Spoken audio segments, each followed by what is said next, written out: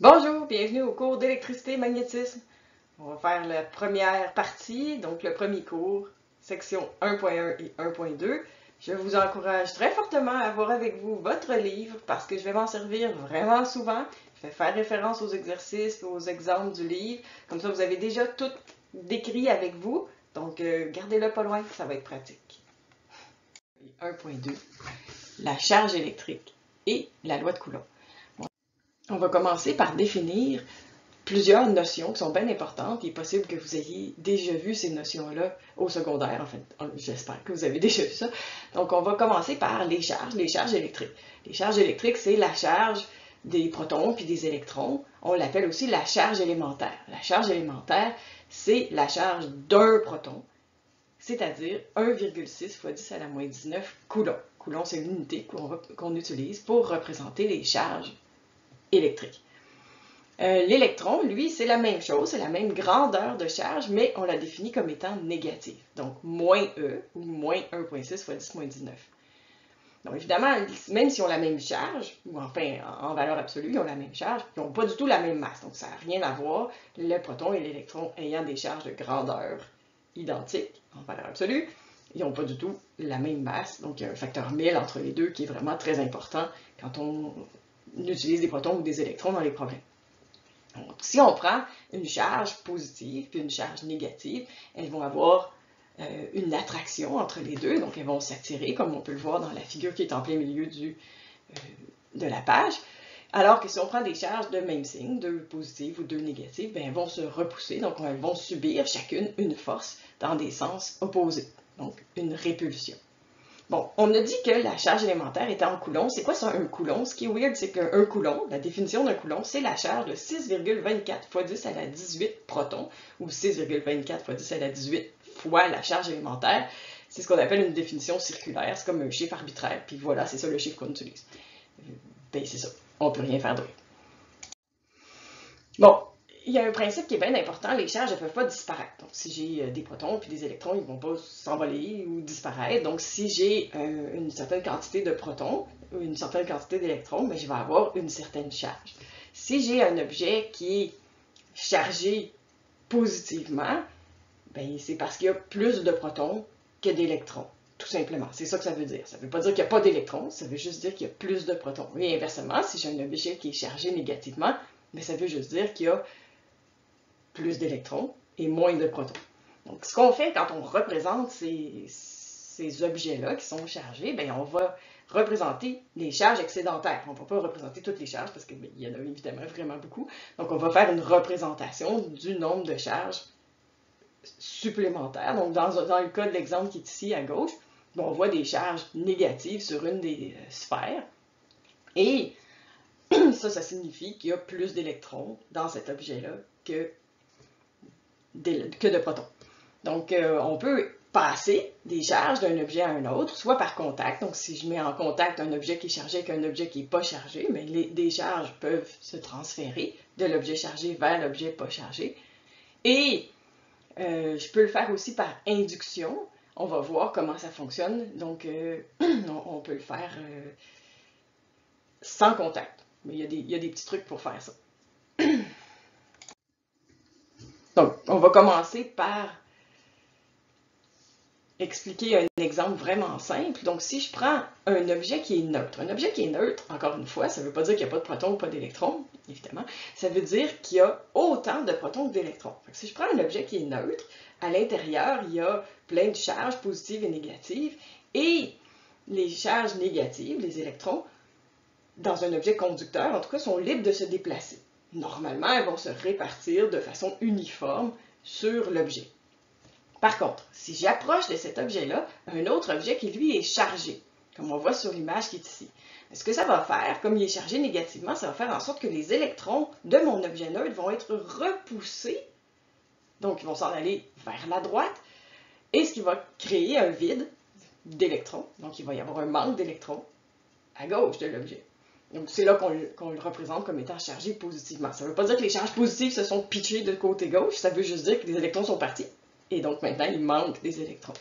Donc, ce qu'on peut observer maintenant, c'est que mon objet est toujours neutre, il y a toujours autant de charges positives que de charges négatives, mais ils ne sont pas répartis uniformément sur l'objet. Il y en a plus de charges positives à gauche et plus de charges négatives à droite. Donc, comment on peut faire pour créer un transfert de charge? Bien, on peut imaginer cette situation-là. Donc, j'ai deux objets neutres, conducteurs, qui sont en contact, les objets A et B. Et ils ne sont pas en contact avec la Terre, donc on a mis un socle, un support qui est isolant. En approchant une tige T, qui ici est chargée, ce que ça va faire, c'est la même chose qu'on a vu dans la page précédente, c'est-à-dire qu'il va y avoir plus de charges positives à gauche et plus de charges négatives à droite. Mais cette fois-ci, les charges positives se ramassent dans la sphère A, puis les charges négatives se ramassent en quantité supplémentaire dans la sphère B. Si on sépare, qu'on éloigne l'une de l'autre, les deux sphères A et B, qu'est-ce que ça va faire? Bien, ça va faire en sorte que j'ai séparé les charges positives des charges négatives. En enlevant la tige, bien, on observe maintenant que ma sphère A est rendue chargée positivement parce que les électrons sont partis dans la sphère B, et la sphère B est rendue chargée négativement. Bon, un autre exemple de ça, supposons que j'ai juste une sphère conductrice métallique, donc qui peut permettre aux électrons de se déplacer librement. Bien, si j'approche la tige T, qu'est-ce que ça fait? Bien, ça fait ce qu'on a vu tout à l'heure, les charges positives à gauche, les charges négatives à droite.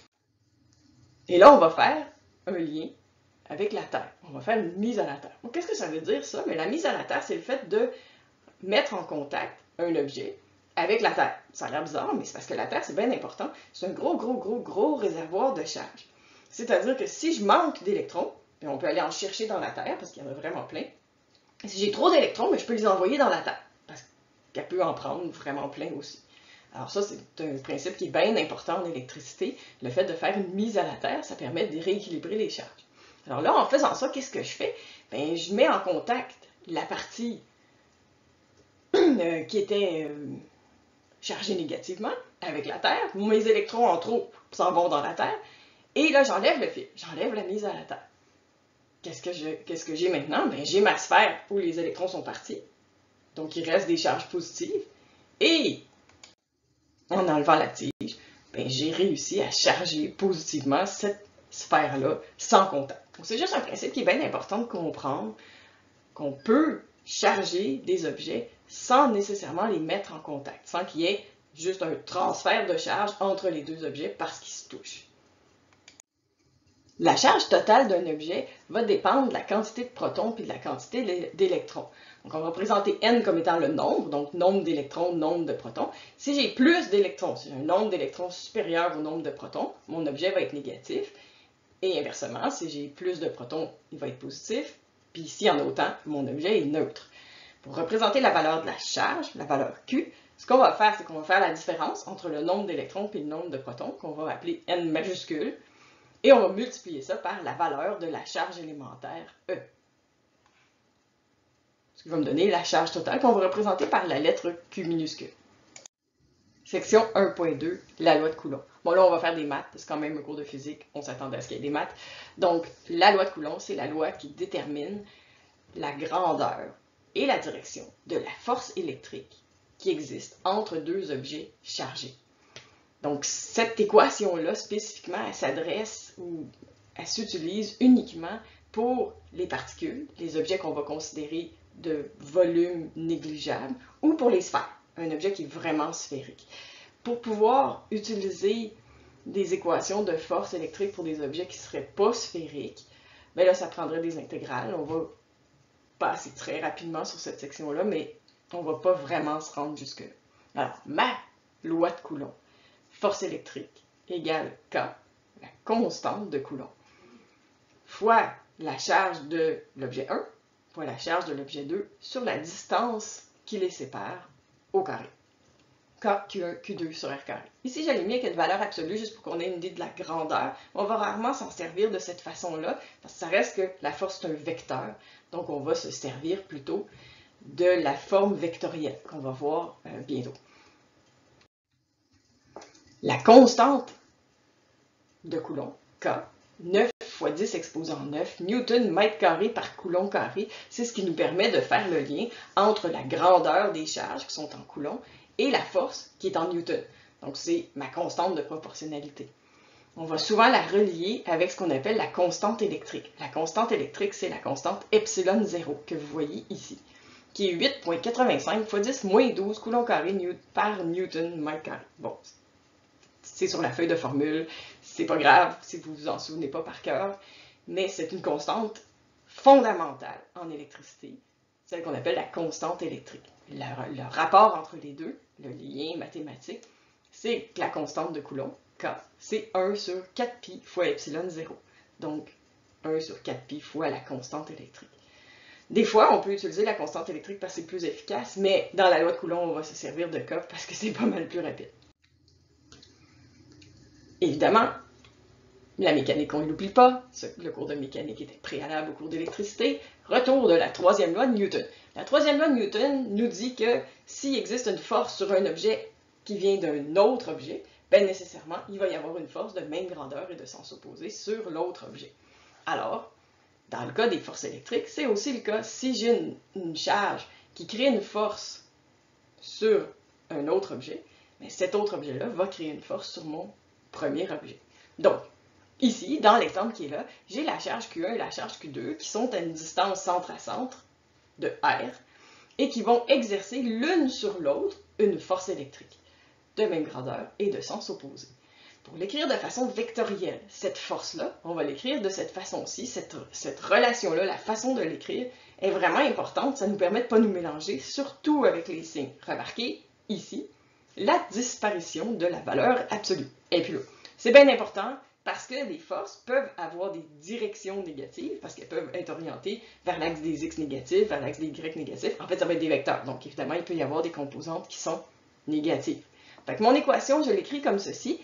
La force 1 sur 2, c'est-à-dire la force que donne la charge 1 à la charge 2. Donc, cette force-là, elle est appliquée sur la charge 2.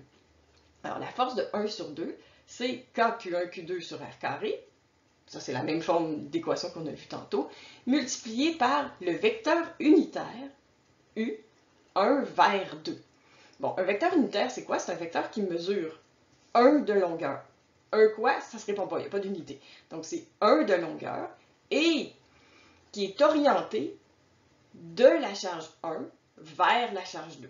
Alors, si je prends mon exemple, mon dessin qui est là, j'ai la charge 1 qui est à gauche et la charge 2 qui est à droite. Avec le vecteur U, c'est un vecteur qui pointe de 1 vers 2. C'est un vecteur qui va vers la droite dans cet exemple-là, tout simplement.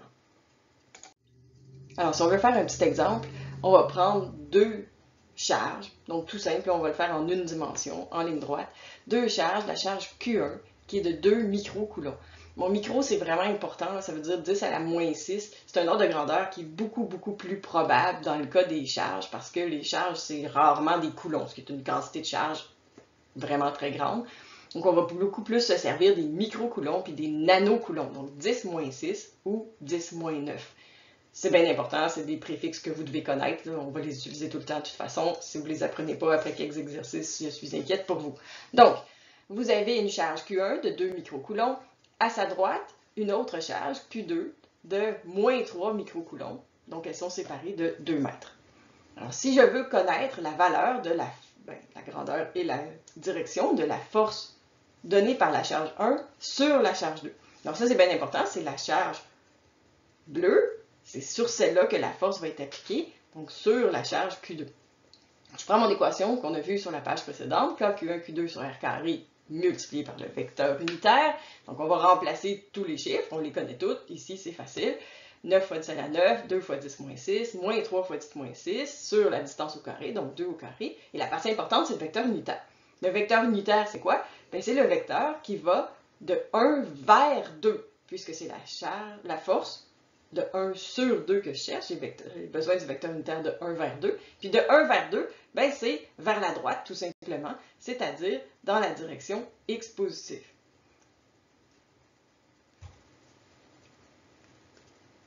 C'est en image miroir, il va falloir que je m'habitue à ça. OK, excusez. Donc, ici, qu'est-ce que ça va nous donner? On va multiplier tout ça et on va obtenir moins 0,0135 I newton. Donc ça, c'est la force exercée par la charge 1 sur la charge 2. Et donc, c'est la force subie par la charge 2.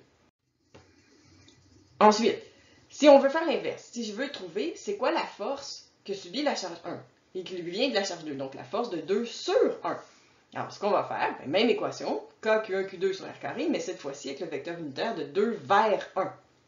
Alors, c'est le même chiffre, ça va donner évidemment la même grandeur, mais mon vecteur unitaire, lui, doit pointer de 2 vers 1, c'est-à-dire vers la gauche, donc en x négatif, c'est-à-dire en moins i. C'est mon vecteur de 2 vers 1. Donc, qu'est-ce que ça va me donner? Mais ça va me donner une force de 2 sur 1 de 0,0135 i newton. Puis on peut vérifier, évidemment, que ça donne la même chose. Ça donne la même grandeur, mais le sens opposé. Troisième loi de Newton. Deux forces de même grandeur et de sens opposé. Dans ce cas-ci, on voit qu'elles s'attirent. Ces deux forces qui vont l'une vers l'autre. Si ces charges-là n'étaient pas attachées à cet endroit-là, qu'est-ce qu'elles feraient? Bien, elles s'attireraient puis elles s'approcheraient l'une de l'autre, tout simplement. Comme ça. OK. Donc, page suivante. Évidemment, il n'y a pas toujours juste deux charges. Il n'y a pas toujours juste des lignes droites. C'est-à-dire qu'on n'est pas toujours sur un seul axe. Des fois, on va avoir besoin de tenir compte de plusieurs dimensions. On va le faire en 3D, mais commençons par 2 dimensions.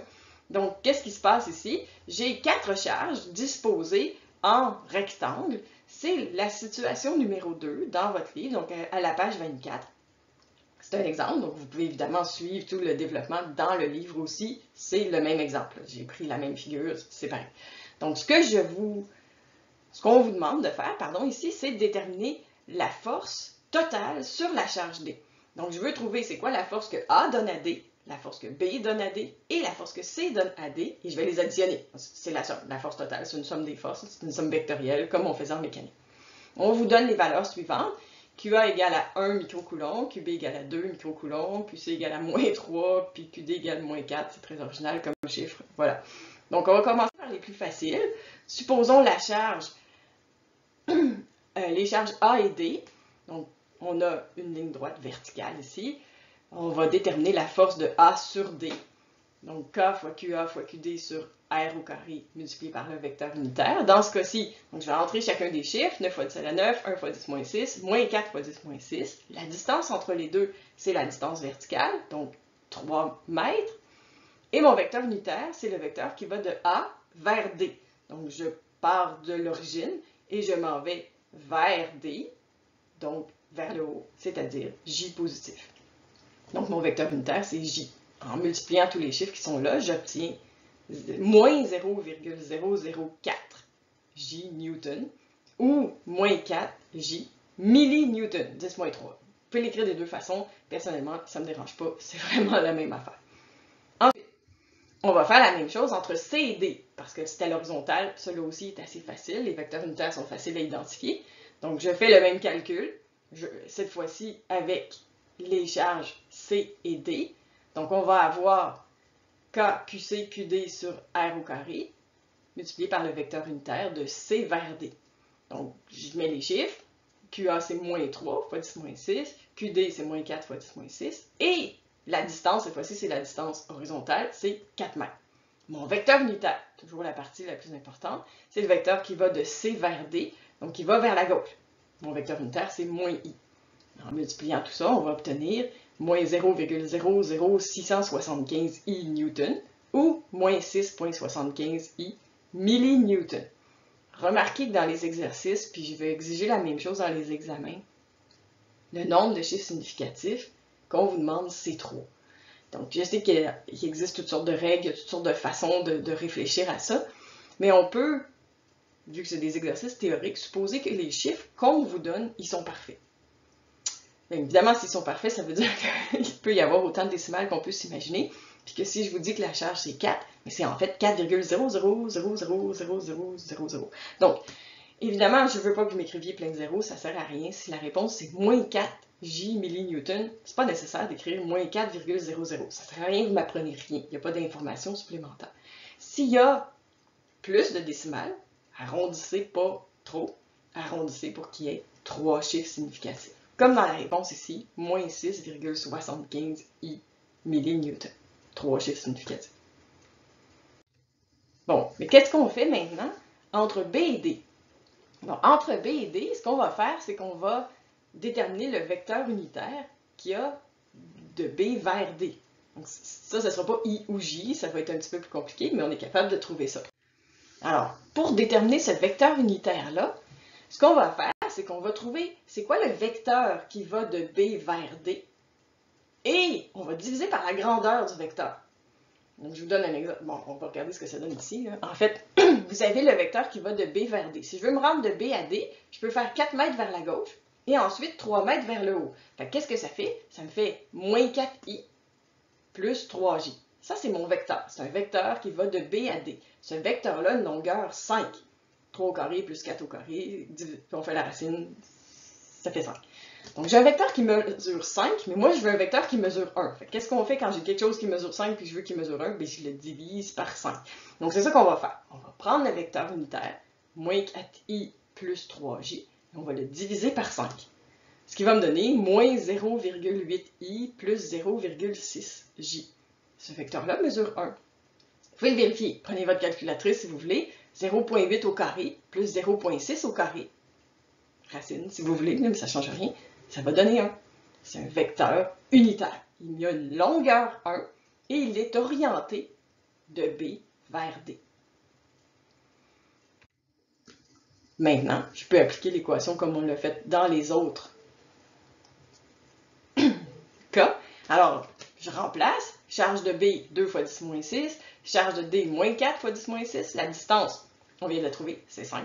Donc, distance au carré, 5 au carré. Et je multiplie le tout par mon vecteur unitaire, moins 0,8i plus 0,6j. Donc là, j'ai le module du vecteur, 0,00288. Il ne faut pas oublier le moins, il est bien important parce qu'il me permet d'orienter le vecteur force, qui n'est pas dans la même direction que le vecteur unitaire, nécessairement, vu que les deux charges sont de signes opposés. Alors, qu'est-ce que ça va nous donner? Bien, je vais distribuer donc le module, la grandeur de la force, sur le vecteur unitaire, et ça va me donner 2,30i moins 1,73j millinewton. Vous pouvez l'écrire en newton, encore une fois, c'est la même chose. Alors, qu'est-ce qu'il reste à faire? Bien, il reste à tout additionner ça. Moins 4j plus 2,30i moins 1,73j moins 6,75i. Et donc, au total, la force sur D me donne moins 4,45i moins 5,73j millinewton. C'est ça qu'on cherchait.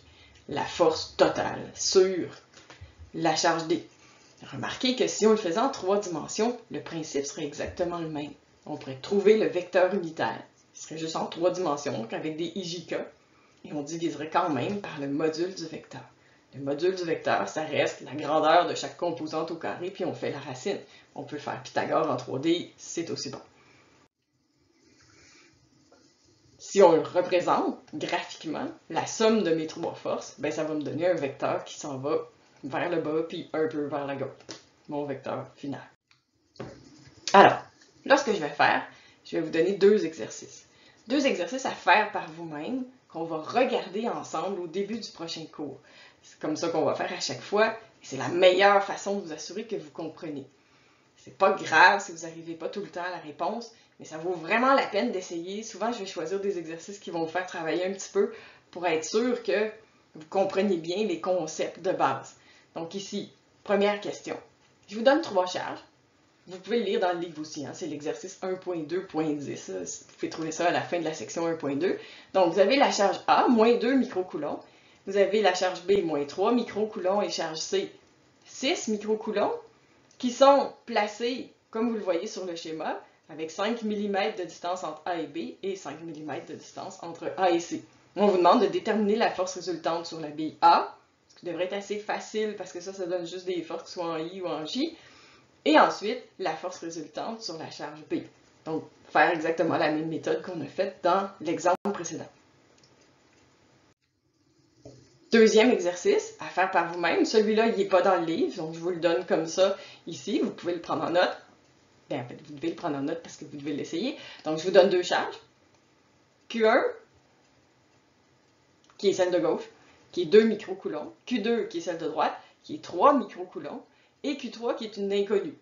On vous demande de placer Q3 quelque part pour que la force sur Q3 donne 0. Comment on fait ça? On va le dire au prochain cours. À la prochaine.